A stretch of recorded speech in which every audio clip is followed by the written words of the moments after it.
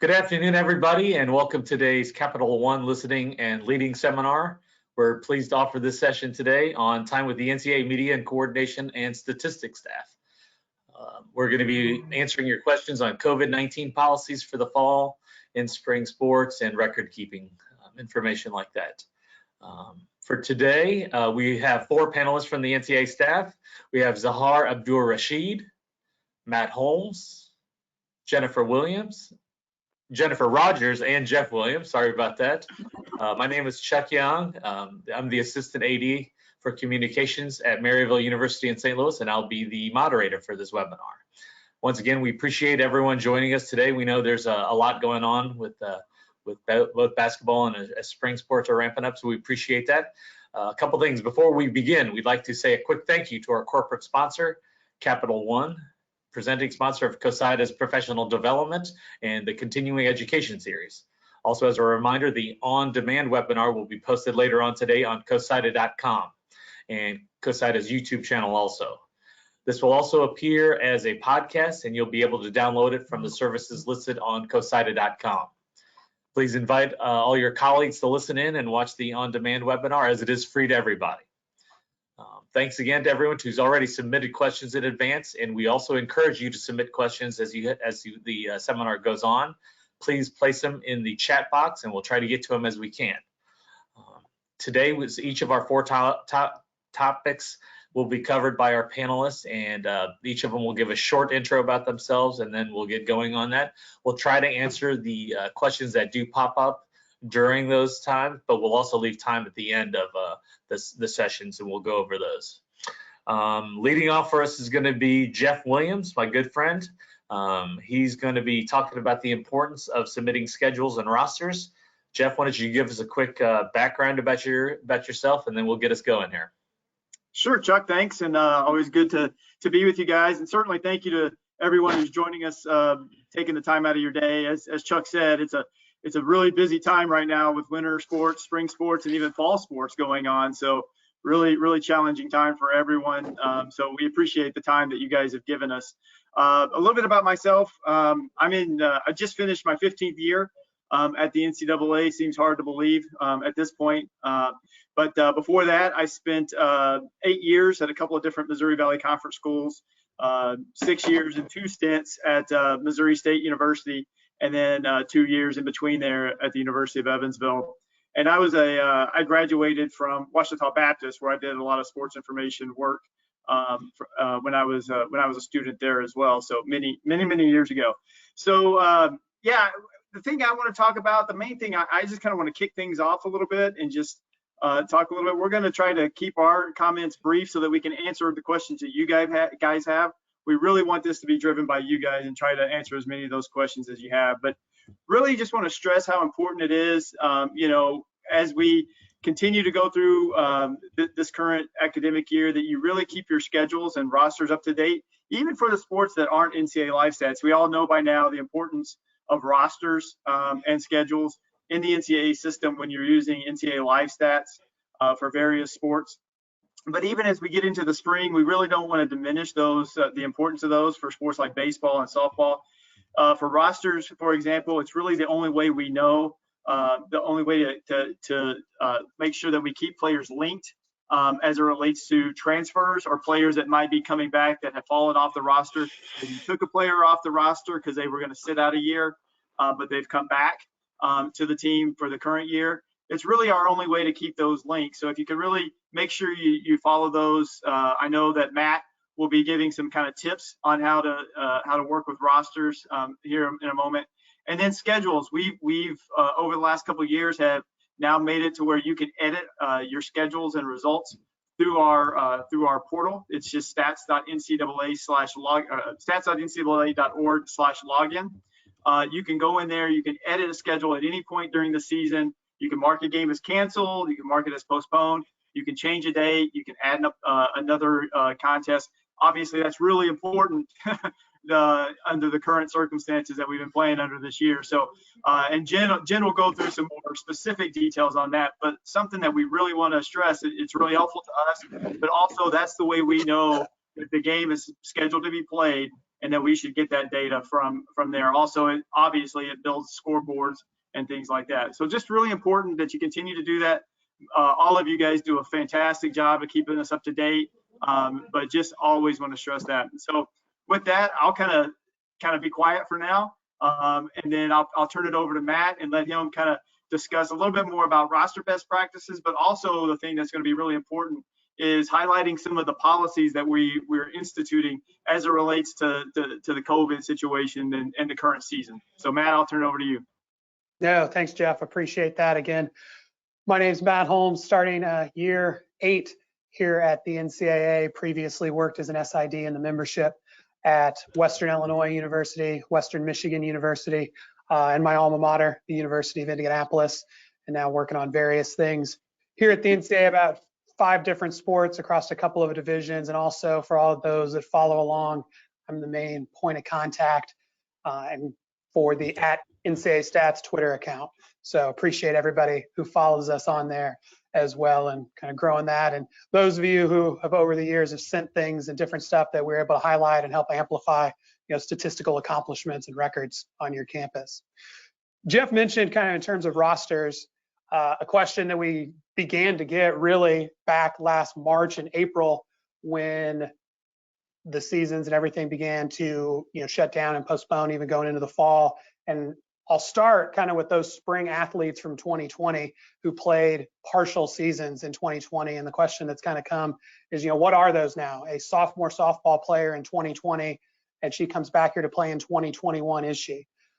Our recommendation has kind of been continue to advance players along the freshman, sophomore, junior, senior spectrum as they would normally. So that softball player that played in 9 games last year in 2020 would now be a junior in 2021, a senior in 2022. And then if she chooses to use some of the eligibility allowances that have been brought down, she'd be a senior again. And that would kind of be, that's kind of been our consistent recommendation to the membership. Certainly, we're not mandating that is anything that anyone is supposed to do. Schools have autonomy how they want to display players on their roster.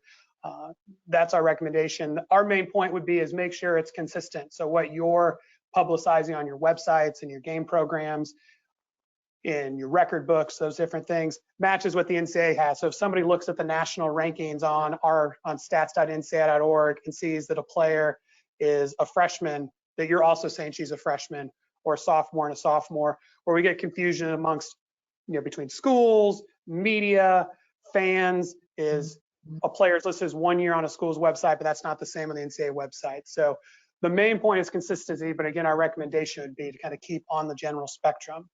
If it is a situation where you have entirely opted out, there's no games being played at all, then certainly that would be a circumstance where the season would remain the same because there were no contests ever competed in any given year. So if you don't play, it would advance to the next year with just a year in between. They didn't use any things in a traditional sophomore season. So that's kind of been our general recommendation to try and maintain some consistency across the membership along the lines of what to do with rosters, freshman, sophomore, junior, senior.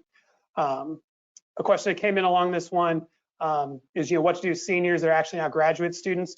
That'd be consistent. That's what we've always done is, that's still a senior, right? A 5th-year senior. So you might have on your NCAA roster, freshman, sophomore, junior, senior. That's been pretty consistent. Nothing really changes from that perspective.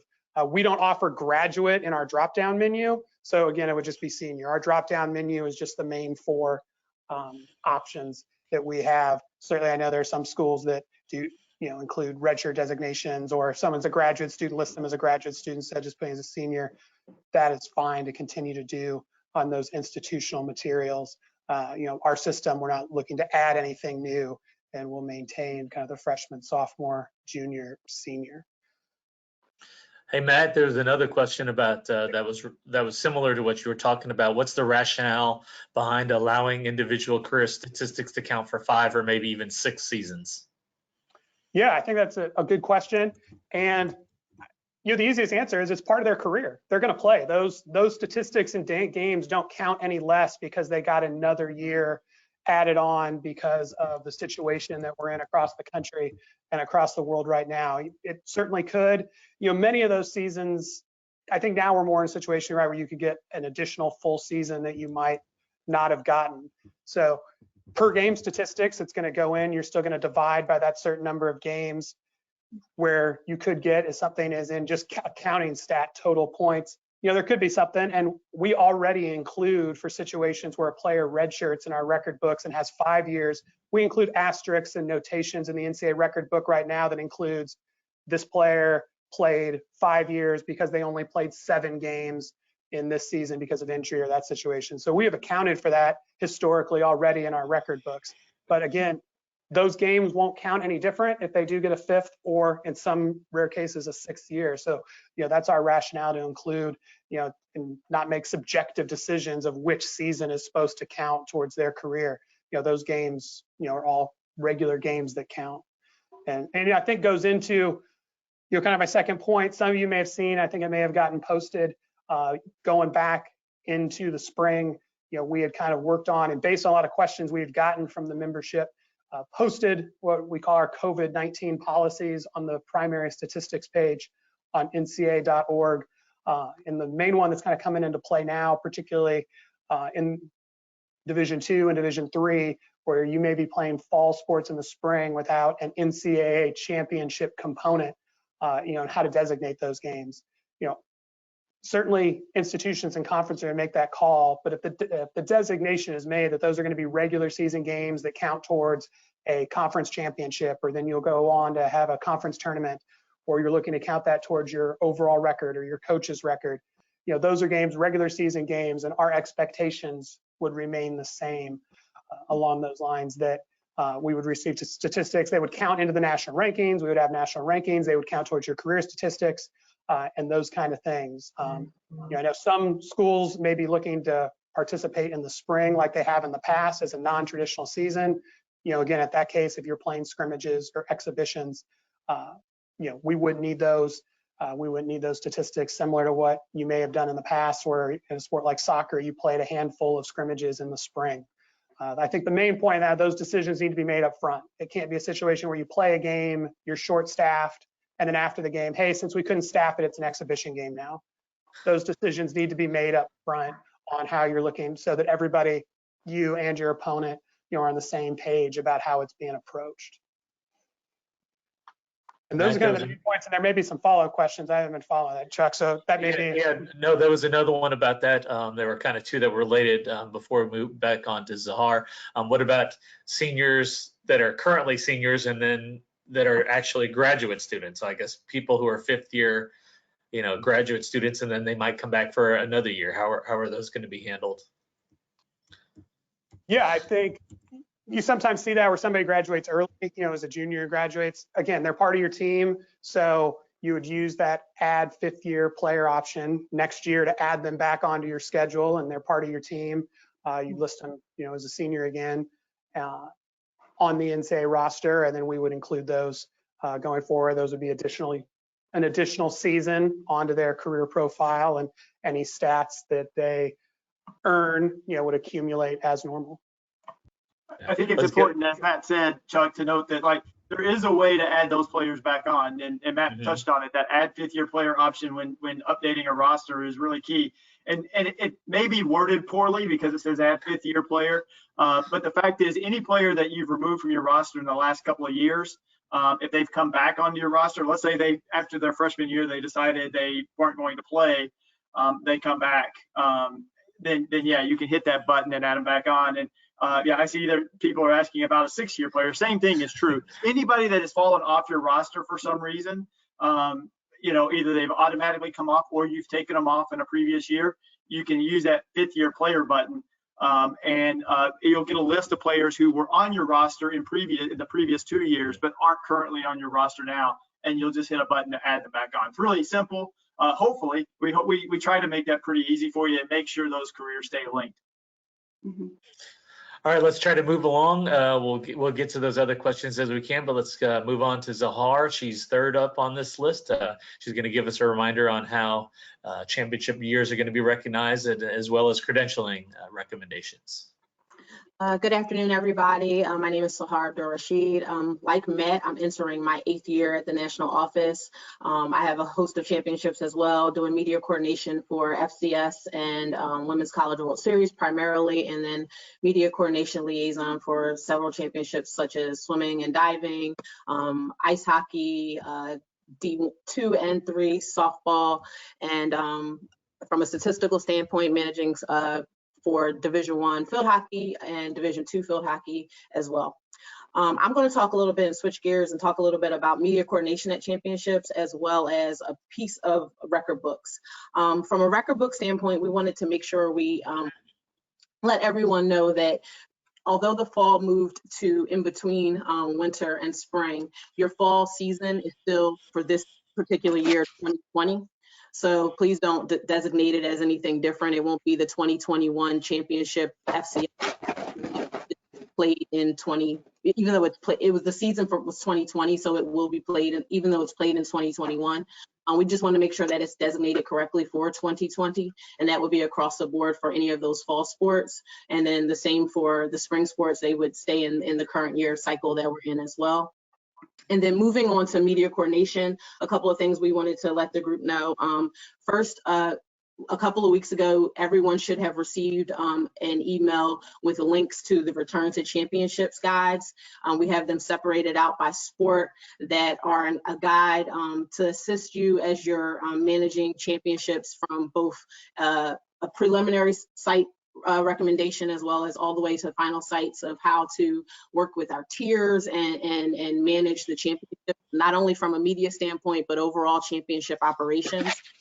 We ask that everyone review that document because it is specific sport and so there may be a case where some things may be different for your championship, but overall it's something that you can work with your media coordination liaisons to assist you from a media operations standpoint for the championship.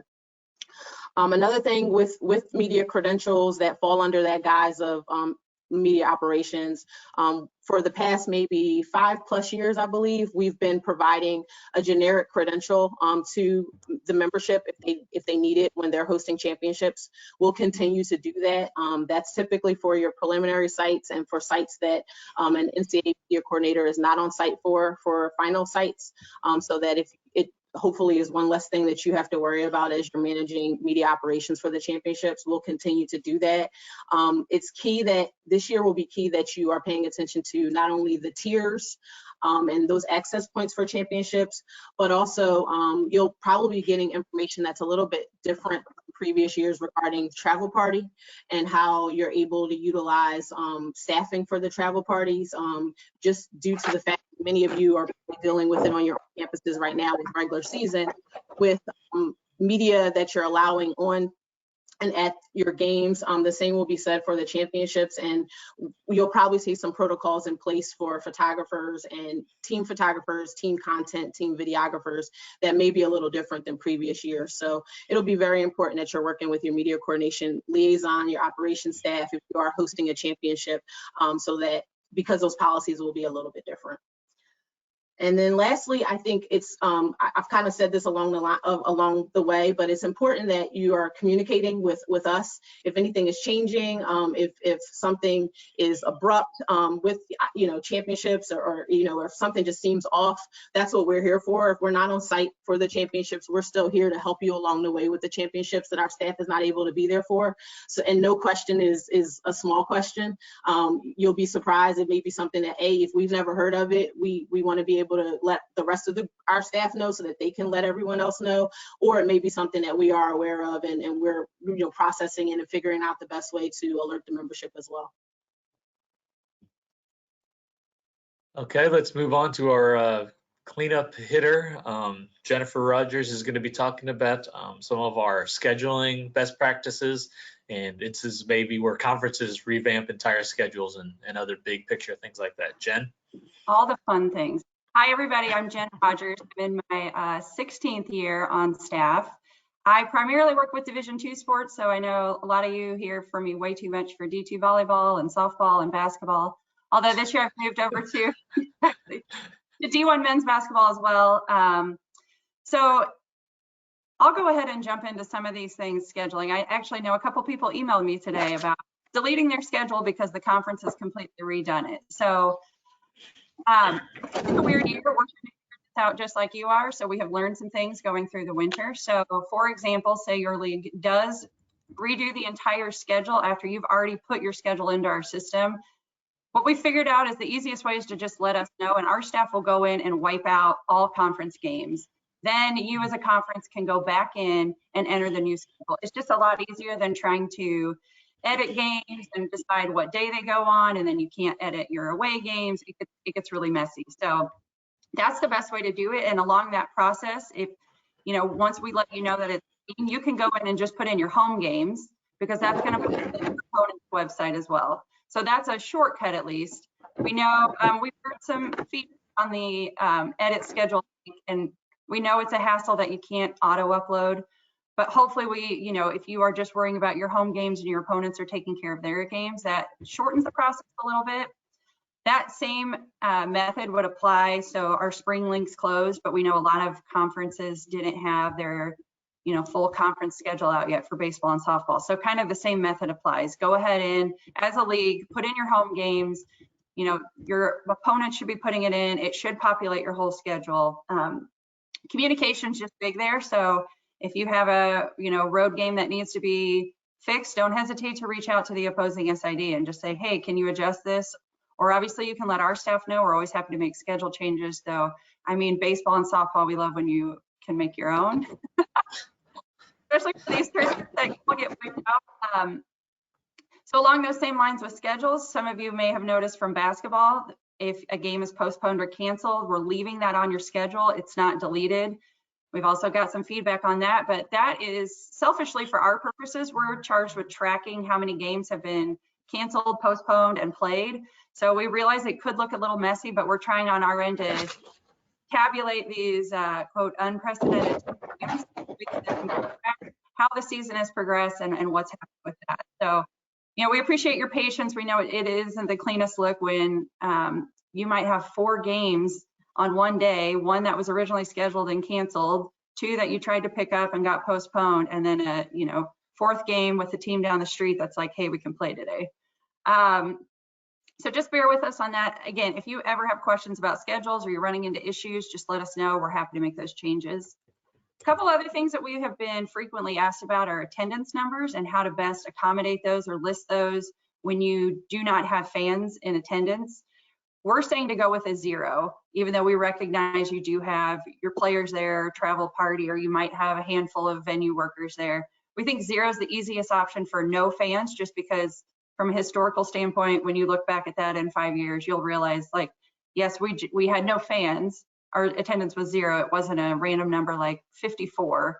And that made you wonder, were we limited capacity? Was it just like a terrible day? Nobody showed up? What could it be? So that's our recommendation. Obviously, if you have limited fans, you're allowing a player guest list, you can modify that on your own. We're not doing attendance records this year, so it's more so for tracking purposes and historical purposes that we think it makes sense to list that 0. But obviously, if you want to do things differently on your end, that's totally fine. And then I think, so 2 other quick things. We've had a lot of emails about coaches missing games, whether they are out for contact tracing or whatever. If it's a temporary thing, they're going to miss just a game or 2. We usually say to go ahead and still credit the record to the head coach. They're involved with the game planning. They've been a part of the process. Obviously, if it's a lengthier leave of absence or there are different circumstances, we can always adjust. We do have coaching policies in our stats manual, or sorry, our stats policies that you can reference if you want some situations. But again, we can always review those on a case-by-case basis too. But right now, it seems like a coach is missing a game or 2. Makes sense to just keep the record credited to the head coach rather than adding in an alternate coach just for those games. And then lastly, we have also had questions about players opting out mid-season and how best to handle those from a roster standpoint and from your season stats. So once a player has played any sort of participation in any game, we cannot delete them from the roster. So historically, they are part of your season, they are part of your stats. We can't hide them, we can't, remove them just temporarily. So what we suggest is that you just change the number to 99 or something to avoid them accidentally getting entered into the game. And then also, if you're using LiveStats, you can always mark them as inactive when you set up the game. That's an extra check. Please don't rename the person or try to delete their name and make their name a whole bunch of commas or something, because especially if this player is going to transfer or go on to another school, or just from a historical standpoint, we want it to display correctly. So if you have specific questions on that, again, you can always let us know. But I think, you know, if you change the number, that is the best method to keep them out of your stats and prevent them from going in there. And hopefully that helps you guys out. Looking forward to more questions. Looks like there's a lot coming in now. Yeah, we're already about halfway through. Let's circle back to one that came in about the on the stats.ncaa.org site. How do you change the season venue for your team if the list of venues does not include your new field? Probably the best thing to do right now, because generally that's done when you're submitting schedules. But we know that schedules are kind of weird right now. Not a lot of people submit schedules, or maybe they did an auto upload from Sidearm or something like that. So if you run into that, I would say reach out to us. We have a way that we can add the venue and then make sure it gets added into our database. We may ask you for some more detail, you know, capacity or things like that. Or we may just kind of leave it blank for the time being, and then you can fill it in, you know, the next time you're updating your schedule. Typically, it's when you update your schedule, but we can add it in at any time. So it's really not imperative. It's just something that we kind of track on. It's helpful in the NCAA LiveStats piece as they're pulling data in to have that information as part of the LiveStats. But it's not imperative. So I wouldn't worry too much about it. But certainly reach out to us. We'll help you out with that. And you can email me if you want. I mean, I'm happy to do it. So, being one of the people that's on campus, you know, I'll testify to how great the entire NCAA staff is about that. Like I said, I wear a Gen out during volleyball season. At least I try not to. But another question is there official language the NCAA is using to denote that a season was canceled due to the pandemic, referencing about coaches' year-to-year records? The answer to that is yes. We have that listed in our COVID-19 policies as well. I just pulled it up so I can make sure I read it correctly. Certain verbiage such as no games were played during the 2021 season due to the COVID-19 pandemic. You can also check our record books for the last year. We denoted through all of our record books whether it was halted. Swimming and diving was one of the championships that was played a little bit and then was not able to be finalized. So we do have verbiage and language within both our record books as well as the COVID-19 policies. That's on NCAA.org.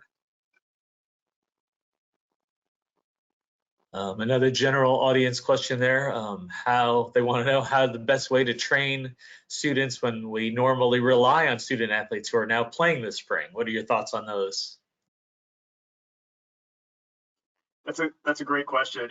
And look, I mean, we understand that like the challenges going into this year are really, really unique. And I don't have a perfect answer for that. I don't know if any of the three of us do. Maybe Matt and Jen and Sahar have a better answer. But you know, I guess I would say, you know, try your best to get some people who might be available. Maybe some non-student athletes. I know that's hard to do a lot of times.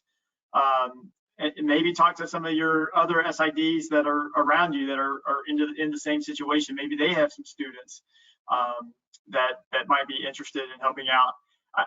I think this year is a challenge, and we know it. It's unlike anything any of us have ever experienced, and so unfortunately we don't have all the answers. I wish I had a better answer for you. I don't know if someone else does, but yeah, I feel for that situation because it's not anything any of us want to have to be involved in. So yeah, certainly in some places where there's a fall spring overlap, you know, your winter sports athletes might be complete. I mean, that's a season that might conclude here short term, but you're right, they're not around. Or if the only reason they were around to play, you know, it may be hard. You know, those recruiting things and the things that people do. You know, I was an SID on campus, and you know, that was one of the hardest jobs I had to do. Yes, how do you recruit and find bodies? and people who are interested, and then maybe you stumble across somebody who has a passion for this that you turn into a full-time member of COSIDA down the line because it's a job and a role that they never knew existed, and getting in the door. And a lot of times that is athletes that they play one sport and then they're tasked with helping out. At the University of Indianapolis, there's a lot of that going on, that one team staffs the events of a whole nother team, as part of their fundraising and things like that, where, in short too, sometimes you're just looking to have less people around.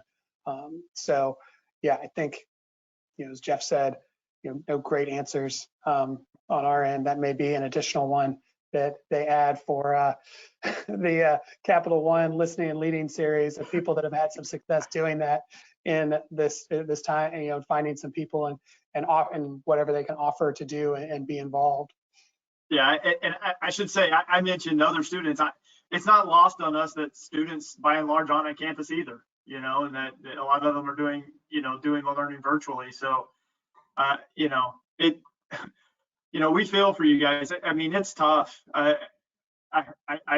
don't know, what we would do in our situations. I mean, I was fortunate in the places I've been that we had some community volunteers for almost all of our sports, and that was great. So if we got in a situation like this, we always had local volunteers or people, even some people that we paid.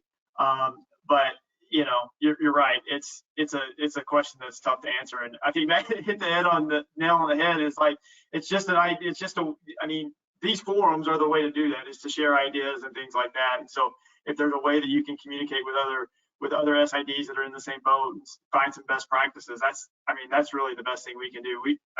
We don't have any training mechanisms in place, unfortunately.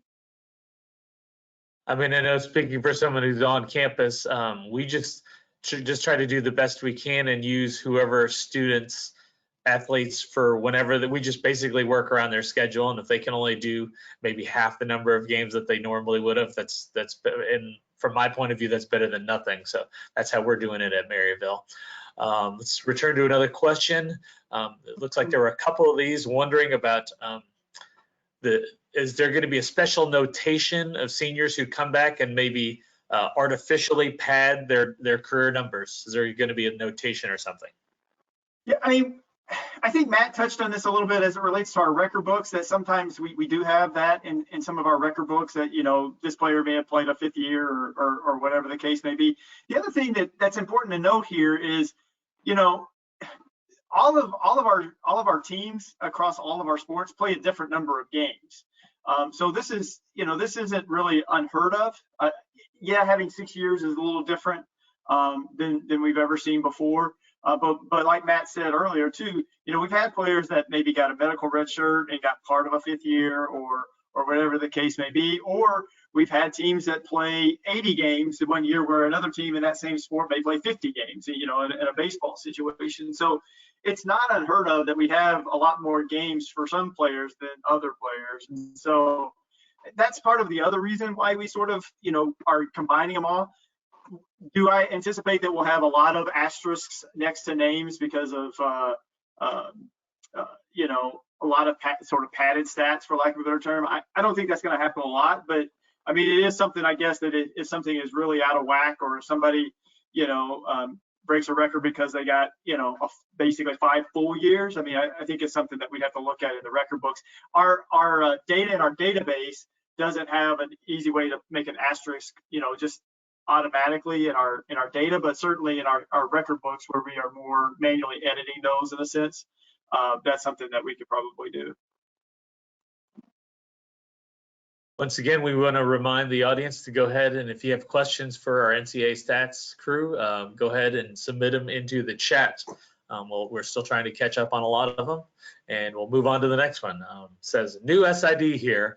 Is there a way to export stats from NCAA LiveStats to an XML and or HTML format?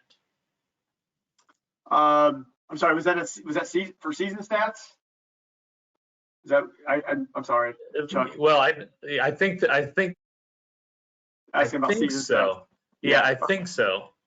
Okay. And probably career stats. Yeah, career season. Yeah, so not right now. There's not a way to generate that as an XML or HTML. probably something you could reach out to the support team at NCAA. So it's just NCAA support at geniussports.com. That'll get you the NCAA LiveStats team. You can reach out to them with any questions you have about how best to manage and take season stats, put them on your website, or whatever the case may be. They could probably help you out with that. Okay, we got another one on career stats. Is it possible to have the career leaders on stats.ncaa.org show players who are in the system who haven't played a game yet this year? I guess some of those schools that got pushed back is especially with the different start dates for schools, it's tough to track those. They want to know how that is possible to look at. Yeah, I mean, I don't feel like I'm answering all the questions. I should let Matt and Jen and Sahar answer some of these, but so that's a little bit of a tricky one, kind of. While the rosters are updated, it's sometimes hard to know exactly who's active until they play. So the answer to your question is yes. I mean, we're trying some things to do that right now. The way the application works is they kind of have to play a game in order to be an active career leader. That's what kind of signifies that a player is active. They've played a game, right? So that's sort of what it's doing now. We do have some things on our back end that we have access to, and some ways we run career reports. It actually does show everybody that's on a current roster.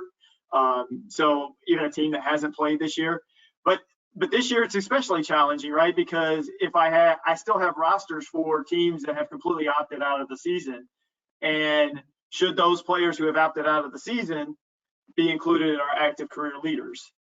And that's part of the challenge that we have, is trying to balance, teams that aren't playing at all this year versus teams that just haven't started yet, but maybe playing this year. So that's the balance that we're trying to strike. And so the way it currently works is, the player has to play a game to be sort of designated as active. So no, probably not a perfect answer, but that's the way it is right now. But it is something that we are trying to work on. So yeah, I think Jeff hit it on the head, right? If they haven't played, they're not active, so they're not an active career leader. Yeah, that's the long and the short of it. Okay, here's a question, and it's one that I always wonder. Are there plans to make an NLSCM feature so that we can look up single season or career records for our teams, or do we need to keep exporting pack files to Stat Crew? I know I asked those guys, the NLS guys, about that. I know they're working on it, but I don't know where it stands. Yeah, I mean, it's certainly something that is important that gets done. And we've, just like you guys, I mean, we asked that question of the NCAA LiveStats team too. So yes, the answer is yes, it is coming. It is something they're working on, but it's like a lot of things. I mean, it takes a lot of work to kind of build that out. But over time, we've been adding that career information in there. Obviously, that those of you who do football, volleyball, and soccer know that those career reports are now available for your current players. And so the next step is to sort of make an archive where you can go out and pull career leaders, maybe previous season leaders, and things like that out of it as well. So it's just further reports that need to be built out of that application. So I don't have a timeline. I wish I did, but I personally don't have a timeline that I could give on that right now. I mean, I know for the people who are on sidearm, it's the step that we have to take to try to get some season and/or career stats up to date or whatever. Let's go to another audience question. How will the 2020-21 record books look after this season? Yeah, good question. Certainly, there are plenty of details in the COVID-19 policies that are on ncaa.org. I think the main point of the question, single season records and awards, and I think we're still exploring, what that's going to look like. I mean, I don't think, we're trending towards where we would do, statistical champions, kind of in this season. If you get a single game record in any single game, that would be included like it normally would. We've talked about career records; those would compile as they would normally compile towards a career. But where things would fit in terms of per game, team, and individual single season averages, and where that would slide into record books, we're kind of still exploring that. So I think we got to get through the year and see what it looks like. So we have a sense of what, the data and how many games teams played and where things are at. And then we can make a more informed decision as opposed to trying to project at this point in January and when this question was coming up in the fall and the previous spring, trying to project what we want to do. I think to make the most informed decision is to get through 2021, see what comes through, see how the majority of the membership played and competed across the point of that year, and then we can make a more informed decision on that kind of thing. Unless Jen or Sahar have anything to kind of follow up on that. I think Matt's hit it on the head. I think there might be a point at which we have to kind of decide what a reasonable number of games is in a given sport for season per game averages. Obviously the football season, the FBS football season is basically for the most part was complete in the fall, but there were teams that played 3-4 games. And should those if somebody were to set a season record for I don't know, rushing yards per game, should that count if they played three games? And those are questions that we're going to have to answer as we go through and finish up those record books. And that's right. The fact of the matter is, by and large, the fall's not over. We've got a lot of games still left for the fall, even though it's now almost February. So there's still a lot of things to sort of to be determined as it relates to that. So I think Matt nailed it. He's exactly right.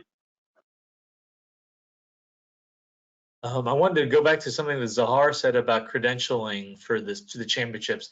Can you kind of change or highlight how things might be really different, or how difficult it might be to get extra credentials or even fewer credentials that will be issued this year for championships? Yeah, so you alluded to all the things that we're talking and exploring and thinking about. Yes, 9 times out of 10, we're going to have fewer credentials. Normally, when you would have had an all-access credential, that may not be the case any longer because we have to perhaps zone areas that we didn't have zoned previously. The idea of having people walk wherever in an all-access credential is probably not going to be the mood for this year because of our tiers. According to that Return to Champs guide, there are certain entities that are in that tier 1 that's typically going to be your student athletes and the travel party. Those who are in tier 2 are in that middle ground, and then those who are in tier 3 can't be anywhere near your tier 1s. Your tier 3 is probably going to be most of our media. So knowing how you're working with staff and how, we'll outline as the championships come, what those tiers are and who is allowed within those tiers is going to be pivotal. Your staffing may not be the same at these championships where you normally would have been able to bring, multiple SIDs. That may not be the case, just due to the restrictions of facility, due to state regulations, if capacity numbers.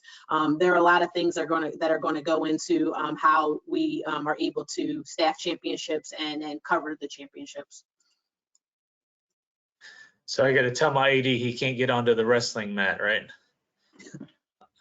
A couple of things. You, not Matt. I will say one other thing that I neglected to mention, and that is we're efforting, and we had done this pre-COVID, but it'll be even more important this year as well to have a virtual presence at the championships. So in areas where, and again, many of you may be doing it on campus already, but in areas where some of the press conferences may have been in person, they are now going to be, virtual. There may have been, bigger media days where that's no longer the case. We may be doing them in different formats than we previously have done to be able to provide for our media outlets to still be able to cover the championships if there isn't able to be a physical presence there.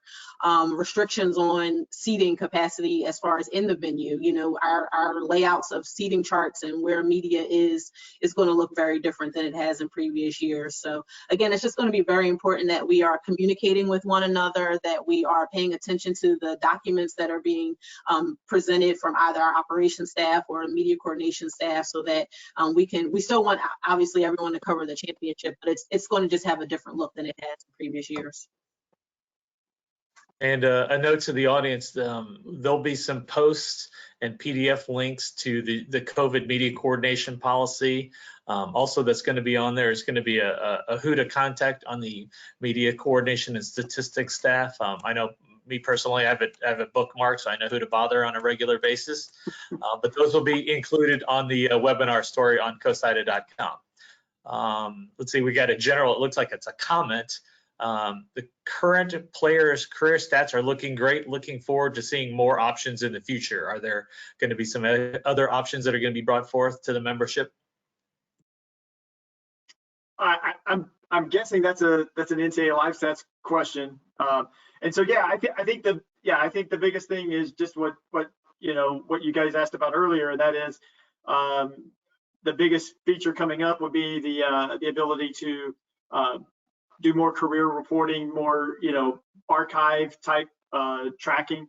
Also, I think there's constantly attempts to like improve the outputs of season reports. So not just the same things that you could get previously with Stat Crew, but maybe expand that a little bit more. As it relates to, I'm throwing things out there, so I'm not, I may not be real specific here, but you're tracking more things in basketball, like you're checking fouls drawn, for instance, and maybe being able to have like a fouls drawn report for the season or something like that. Just things like that as people make those requests to the NCAA LiveStats team, I'm sure they're taking those and trying to figure out what makes sense for if they get enough questions on a certain topic, that's kind of how they say these are things we need to add. But in addition to that, we're also trying to work on new sports too. So baseball and softball are right down the line. I mean, we were actually hoping to maybe do some testing on baseball and softball this year, but unfortunately the way the year broke out with COVID and furloughs and everything else, it's probably going to be pushed back. And maybe some development starting in the spring with probably some testing done, maybe a little bit in the fall, but certainly by next spring on baseball, softball. Beach volleyball is in the process of being developed right now. And then obviously lacrosse, field hockey, things like that are being developed. So I think those are the kind of the things to come as it relates to the NCAA LiveStats project. So it's a constant thing right now. So, and certainly we know it's really important to everyone. So it's really important to us as well. And I know, well, go ahead, Matt. Yeah, I wanted to make kind of a quick pivot back to what Sahar was talking about, in terms of travel party and traveling with your team. I think what you're going to see this, tier 1 is going to be your travel party, and that's going to be pretty restrictive in terms of the amount of numbers. So if you're used to traveling with a team video person that travels with the team and is in the locker room, you're going to need to work with your coaching staff and your administration to make sure that that person is accounted for in that travel party. If they don't make the cut of 34 people, they're not going in the locker room with the travel party. They're going to be up top or some other, far removed tier 3 media place, to shoot the game. I think we'll, as best as venues will allow, take care of that. Yourself as an SID, if you're typically around your team and in the locker room and on the bus, you're probably going to need to make sure that you're included as part of that tier 3, that tier 1 number based on whatever. It's going to vary by championship and sport based on the number of players and those kind of things. Is definitely to keep in mind and begin those conversations if you think you're going to be competing in NCAA championship competition, and that open line of communication to be included in that. I think we'll be able to do some things, make sure if you're not included that you'd be in the venue, but you would be tier 3 media at that point. To be in that tier 1, you need to make sure you're working with your coaching staff and your administrations, to not get forgotten about, or those kind of things where you're trying to roll in with your team and, hey, where's your tier 1 credential? And that kind of thing. Some people have seen kind of some of the stuff that come out. I think Division I men's basketball is the most forward, but kind of some of those additional championship are being developed. But it's all going to be a pretty similar model, across the board. Yes, great points there, Matt. Another question from the audience. Sahar mentioned that we should have received an email in regard to the 2021 championships. I don't recall receiving that. Could the NCAA resend that out, or has it not been sent out? I don't know. It wasn't sent out by us, but it was a return to championships guide, and it is located on our NCAA.org page. And I'm going to pull it up so that I am clear. I'm looking at it right now. If you, can I add this to the chat? Add to the chat. I believe I just added it to the chat as well. So that should be the direct link, and it allows you to go sport by sport and review what is currently the return to chance guide.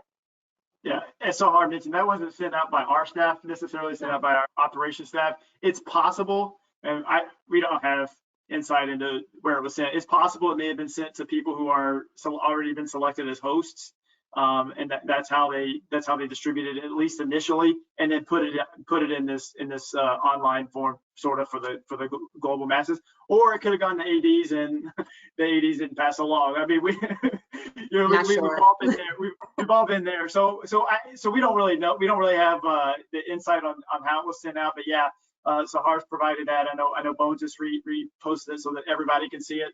So yeah, I think probably getting it through the NCAA.org site is the best way. So.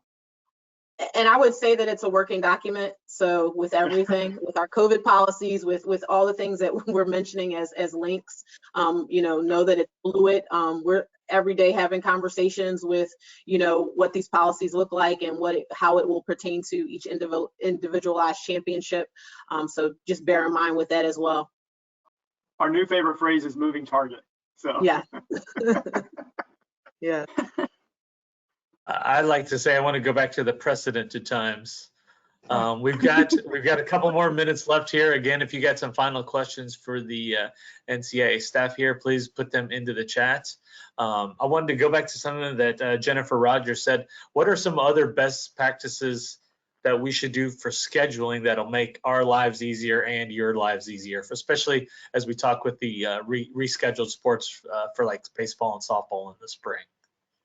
Sure. I think communication is key on that. So another point I had failed to mention, but I wrote down, is we have heard about our scheduled deadlines being way too early, and we agree with it. But the problem is, if we have contests being played, which this weekend we have softball and baseball underway, we have to get the whole system rolled over. So that's why at least now we have, more for our sanity than anything, allowed you guys to make schedule changes and additions during the year. So again, I think communication is just the biggest piece of that. The frustration we see, I think, is if a game is changed and that, the home team doesn't change it and it's, it's still incorrect a few days after the announcement was changed. Sometimes there's frustration there. So just knowing how that link functions, knowing that you can go in and make changes to your home games, knowing that you need to communicate for away game changes to be made, neutral sites, knowing that that's going to be handled by one of the teams, figuring that piece out is good.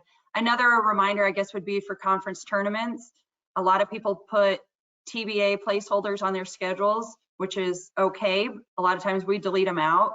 Once we have conference tournament schedules, our staff actually builds out the bracket within our system so that we can help automatically advance teams along. So I know we have some really, really good SIDs who the second the bracket is announced, they run out there and they add those games. And then put TBAs on there. Just know that our staff is going to build those out. We'll handle that. Really, the best thing is for you guys to just keep emailing some of these questions about schedules, because, we see it from our standpoint. We don't always look at it from the campus side. So a lot of times we'll get a question like, oh, that's a great point. How, the conference scheduling was one, we didn't anticipate that. We didn't think leagues would issue a schedule, wipe that out, put out a whole new schedule, or in some cases do a week by week schedule. So we're figuring it out at the same time, but never hesitate to reach out and let us know some of these things, because obviously it could change the way we do things. We could maybe make it easier. There might be a workaround. So we're happy to hear from you on that. If I could add one other thing, just from a communication standpoint, just like you'll have our information if you don't already have it, to be able to know who to contact, we want to make sure that we're reaching out to the correct people as well. And typically when you would have submitted your schedule, as Jeff indicated, when you're able to put that venue information in, you're also able to put your contact information in for the year, so that, again, our database allows us to pull the distribution list based off of those sports. In the event that you weren't able to do that and you're now at the point that you're editing schedules and you couldn't update your sport, if you change sports, if you've changed universities or institutions, reach out to us and we'll update that on the back end. We don't want to contact someone who is the incorrect person, and we don't want to not contact someone because we don't have a name there for that correlates to the particular sport as well. Sahar makes a great point, and something that we've talked about, and I'll take the blame on this for not having done it. I may try to see how difficult it will be on our side to get those SID contacts on that edit schedule page that currently exists for sports that are in season right now, and see if we can't do a better job of allowing you guys to manage that there as well. That might be something that we can do, since that page is always available once the season begins. So you can, again, see who we've got listed as a contact. Sometimes it's the wrong person and we don't know. And we don't get a bounce back. If the email system that it goes to doesn't provide a bounce back to us, we don't know that it needs to be changed. As far as we know, it's going through fine. So those are all things that, like Sahar said, are really helpful if you can make sure that we have the right contact in a various sport. So. Okay, we're getting down to the end of the seminar here. If maybe any of our 4 panelists had any final parting words that they wanted to get in there for something that they forgot that they wanted to mention earlier. Surprise panelist. Yeah. Yeah, I just want to thank everybody, that joined us today. There are going to be people listening later on the playback or on the podcast. I want to thank those people for listening and tuning in. I think, we've got some valuable stuff here, some questions that really led, some really good questions in here as well. So thank you to everybody, and thank you to COSIDA for inviting us to be a part of this. Yeah, Matt hit it on the head. Just thank you guys for joining us, both those of you joining us live and those who are watching it on demand. I mean, obviously this is a great forum for us to get some information out that you guys are interested in, but also don't hesitate to reach out to us. We feel like we're fairly accessible as a group. Certainly in our group we are anyway, and we don't always have all the answers. We'll do our best to try to get you the answer, but you can email any of us for any sport. Like Jen talked about, she does a lot of D2 basketball or D2 sports, and then has been doing D1 men's basketball.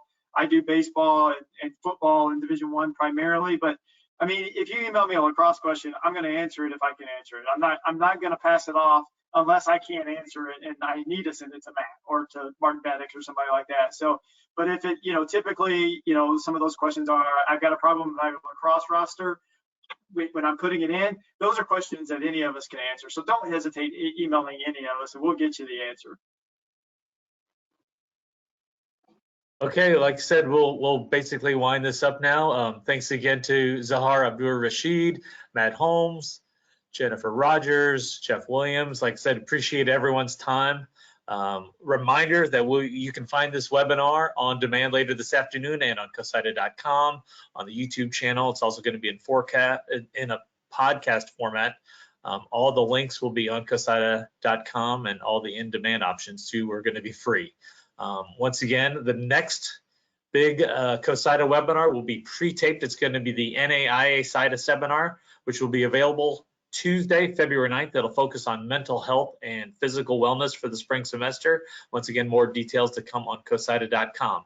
One final thing before everyone gets off of here, quick reminder about the COSIDA.com freelancers database page. People can access it directly at COSIDA.com/freelance or under the career tabs on COSIDA.com.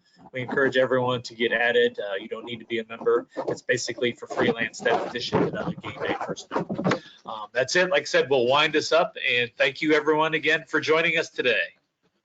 Thank you, everybody. Thank you so much.